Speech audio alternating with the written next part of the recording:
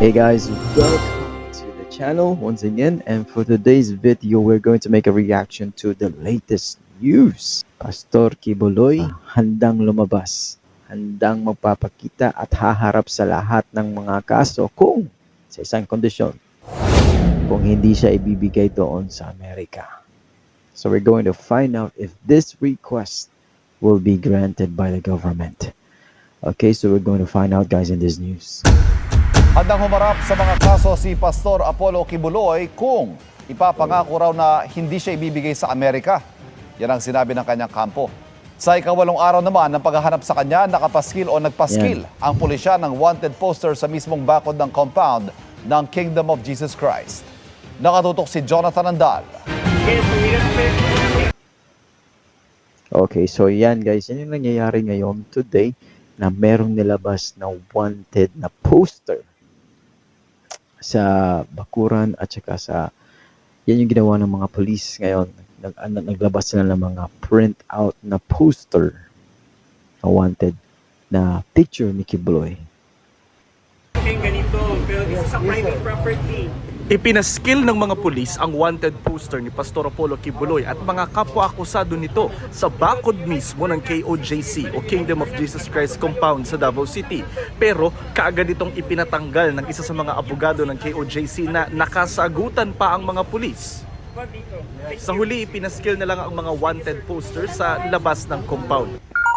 Kaninang madaling araw, muling ginamit ng PNP ang Proton Elic LB8, isang high-sensitivity metal detector sa loob ng holding room ng KOJC Cathedral para ma-detect ang mga nakabaon na metal. 8 araw na ngayon ang paghahanap kay Kibuloy sa KO. O ibang gadget na naman, new gadget na naman yung ginamit nila guys para mag-trace or ma-detect kung saan si Pastor.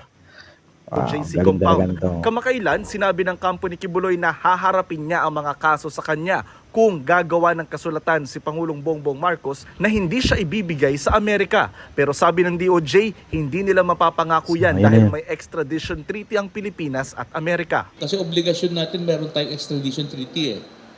So, yung sinasabi niya na guarantee, no one in... Okay, so narinig niyo yon. Meron daw extradition treaty.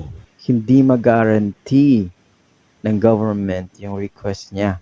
Kasi meron daw extradition treaty. Ano yung extradition treaty? Let's search this extradition. Okay, check natin dito guys. Check natin dito. Extradition is the formal process of one state surrendering an individual to another state for prosecution or punishment for crimes committed in the requesting country's jurisdiction. Okay, search natin kung ano yung purpose nitong extradition treaty. What is the purpose of an extradition treaty? Extradition is a formal process whereof state requests from the requested state return of a person's accused or convicted crime to stand trial or serve as sentence. To stand trial or serve a sentence the requesting state. So the government cannot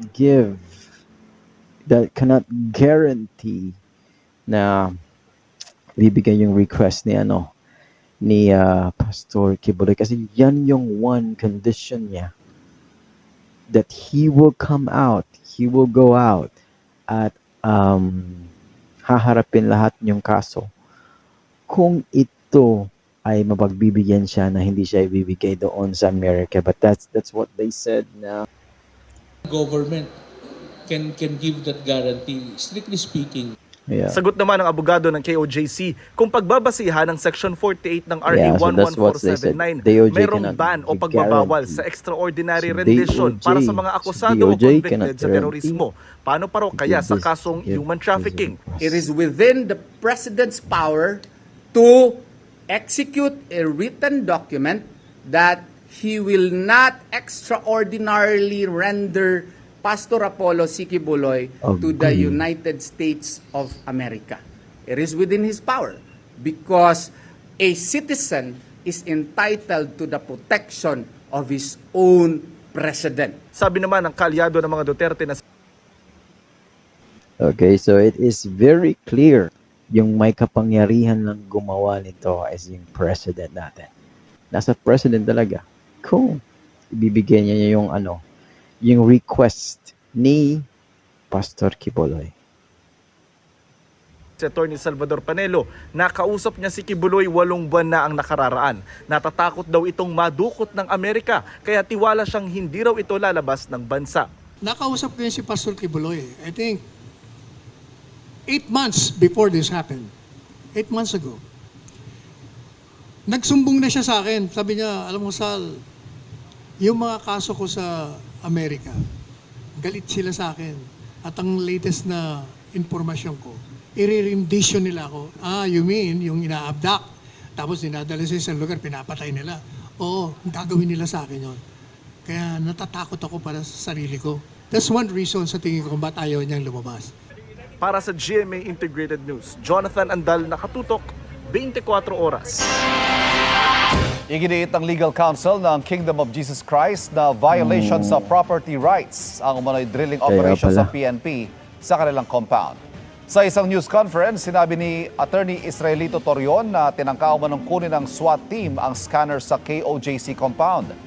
Illegal din daw ito sa ilalim ng Article 435 ng New Civil Code. Dagdag ni Torion, unnecessary deprivation of the property rights of an owner din daw ang pagbabawal sa mga KOJC members na pumasok sa kanilang katedral. Okay, sa ibang balita, yung mga poster na pinost doon sa bakuran nila, doon sa KOJC, is tinanggal. Kasi it's a violation of property right. So, tinanggal yon, kinuha sa... Pero, continuous pa rin yung mga pulis na mag-post siya sa different area na lang. Hindi doon sa bakuran ng KOJC. Samantala, naglabas ang pulisya ng mga wanted poster ng nagtatagong si Pastor Apollo Quiboloy.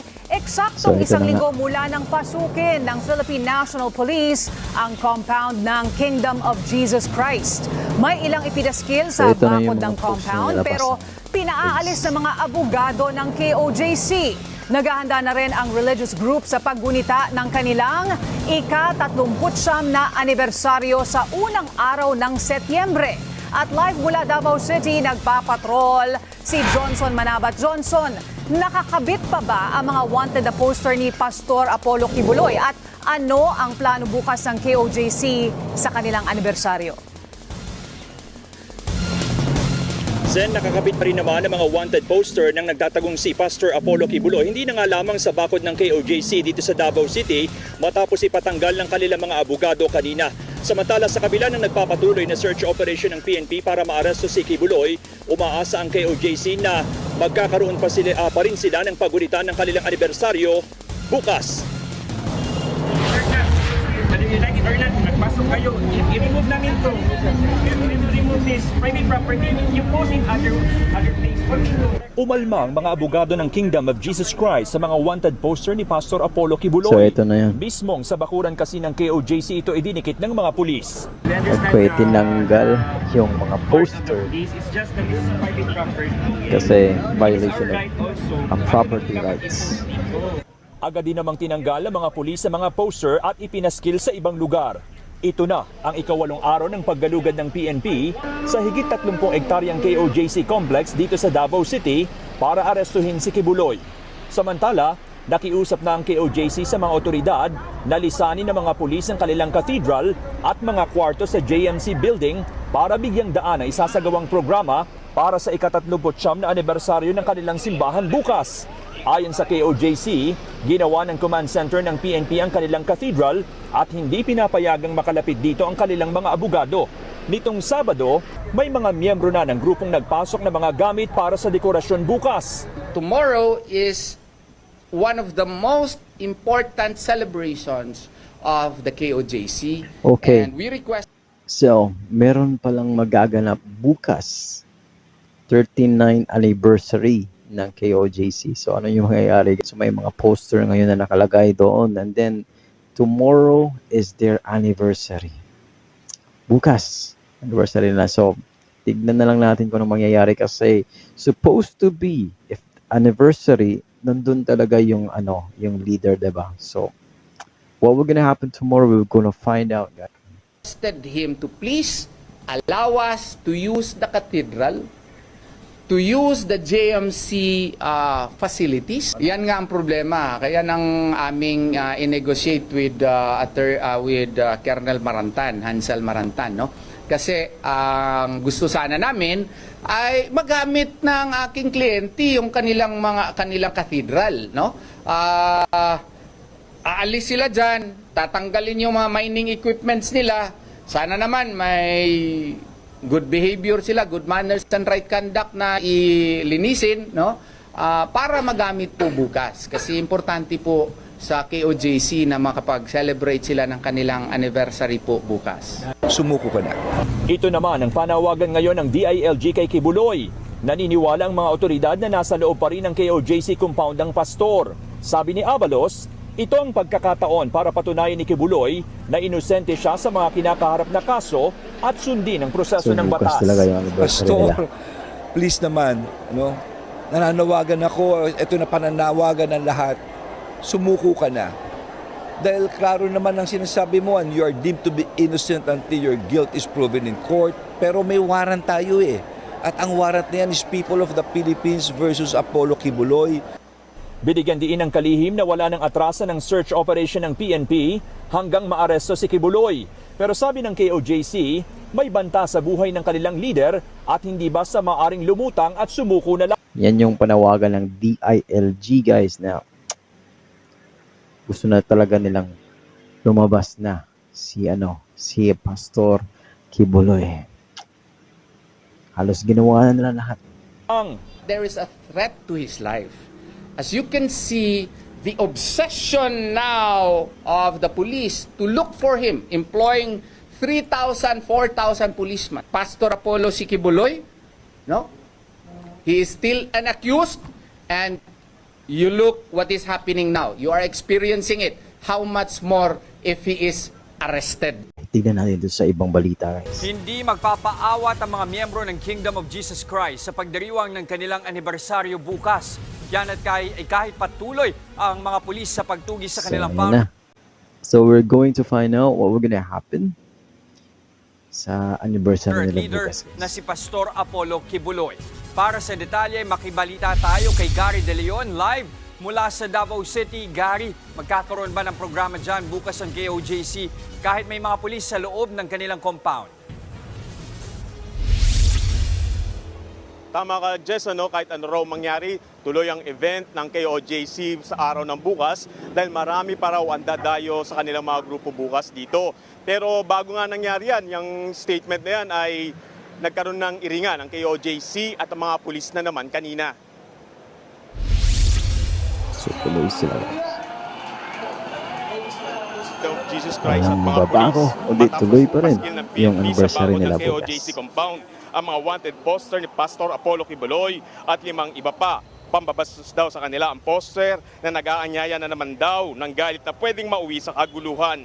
Nangyaring insidente kaninang umaga, tiyempo sa paghahanda ng KOJC sa ika-39 nilang anibersaryo bukas. Ayon sa KOJC, inaasahan nilang dadagsa bukas ang libo-libong miyembro sa Davao, kabilang ang mga delegado galing pa sa ibang bansa. Pero ang problema, okupado ngayon ng mga pulis ang katedral, pati ang mismong open grounds ng KOJC compound. Pati na rin ang mga kwarto at boarding house sa katabi nitong Jose Maria College na tutuluyan dapat ang mga bisita, okupado na rin ng PNP. Sa ngayon, off-limits ito sa mga miyembro ng KOJC, kaya hindi rin sila makapasok sa loob. Ayon naman sa PNP Region 11, nirerespeto nila ang religious activity ng KOJC.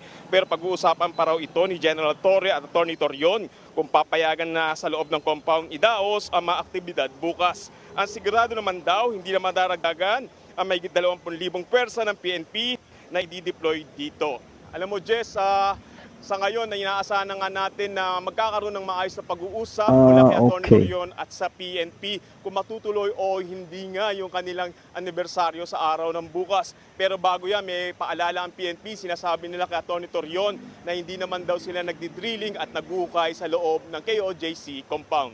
Jess? Okay. Okay, so that's it, guys. That's the latest updates today. And tomorrow we're going to find out, guys, kung ano mangyayari sa anniversary nila. Kasi, ang daming nangyari talaga. And, pero, kahit ganun, tuloy pa din yung anniversary nila, guys. So, we're going to find out what we're going to happen next. Ating susubaybayan pa rin, guys, kung ano mangyayari bukas. Okay?